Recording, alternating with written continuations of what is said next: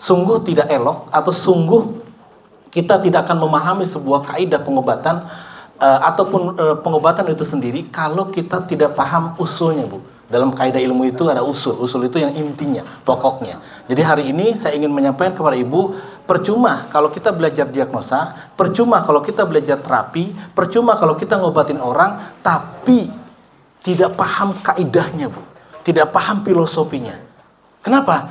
Karena sebenarnya, contoh sederhana, ketika Bapak Ibu sekalian pelatihan bekam 2 hari PBI misalnya, kok kemudian pasca pelatihan Ibu membekam klien stroke, biiznillah sembuh, padahal dia sudah berobat ke dokter, ke rumah sakit sudah sekian lama.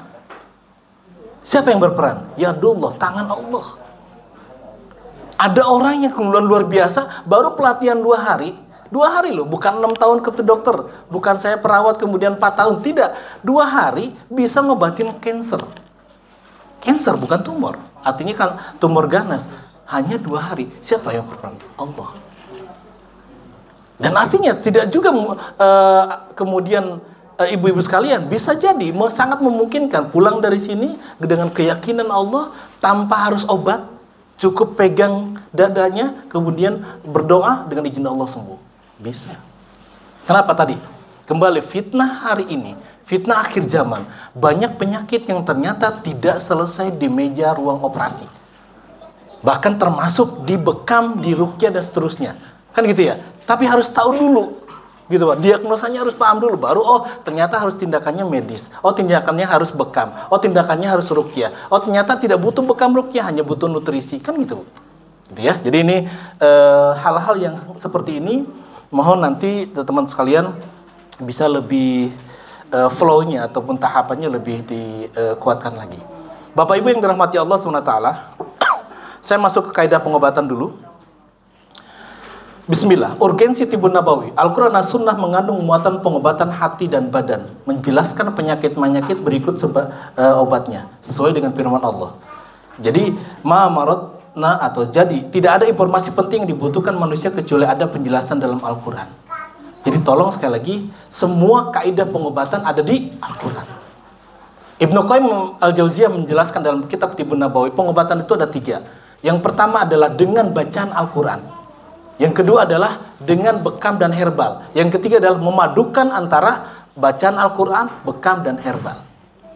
Silakan cek di kitab Tibbun Nabawi. Ini secara bahasa Indonesianya. Maknanya adalah Al-Quran sendiri adalah merupakan syifa.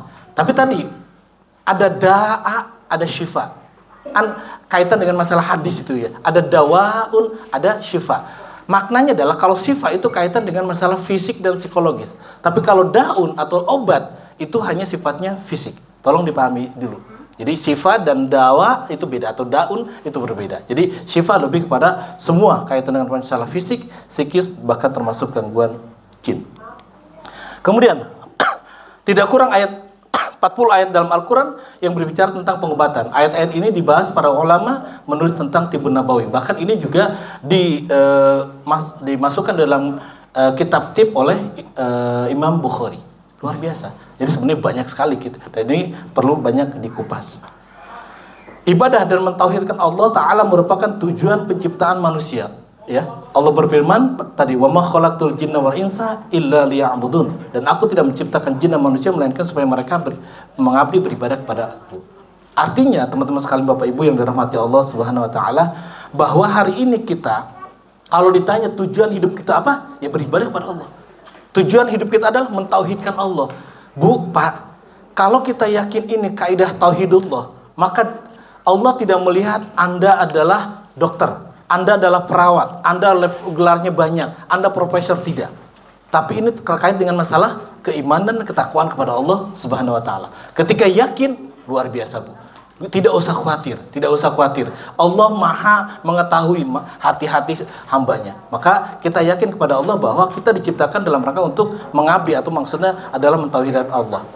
Kemudian di atas pondasi inilah seluruh ajaran dan syariat Nabi SAW berpangkal, yaitu untuk mentauhidkan Allah Ta'ala dan menjauhkan umatnya dari kemusyrikan. Kemudian ternyata teman-teman sekalian, ini adalah kesimpulan Beberapa ahli tafsir mengatakan bahwa walaqad ba'atsna fi kulli ummatin rasulan an ya'budullaha wajtanibut taghut. Ternyata seluruh nabi dan rasul itu diutus untuk apa? Untuk menyembah Allah, Pak. Maknanya apa? Bahwa ternyata tidak ada satupun nabi yang Allah kemudian turunkan ke bumi, tidak ada satupun yang kemudian tidak memerintahkan untuk menyembah Allah, kan itu. Jadi sebenarnya ini kaidah utama. Saya meyakini bahwa bagaimana kemudian kita kan harus linear. Kita kan harus mengikuti Nabi dan Rasulnya. Ya, Nabi ada 114.000 ya. Kemudian Rasul juga banyak dan sebagainya. Artinya apa? Kita mau tidak mau harus mengikuti Nabi dan Rasul. Maka sungguh kalau kita tidak mengikuti Nabi dan Rasul, siapa lagi yang kita ikuti? Gitu ya. Jadi ini gambaran kepada Bapak Ibu sekalian bahwa saya pun meyakini bagaimana caranya kita harus senantiasa mengikuti milahnya atau ajarannya daripada Nabi dan Rasul.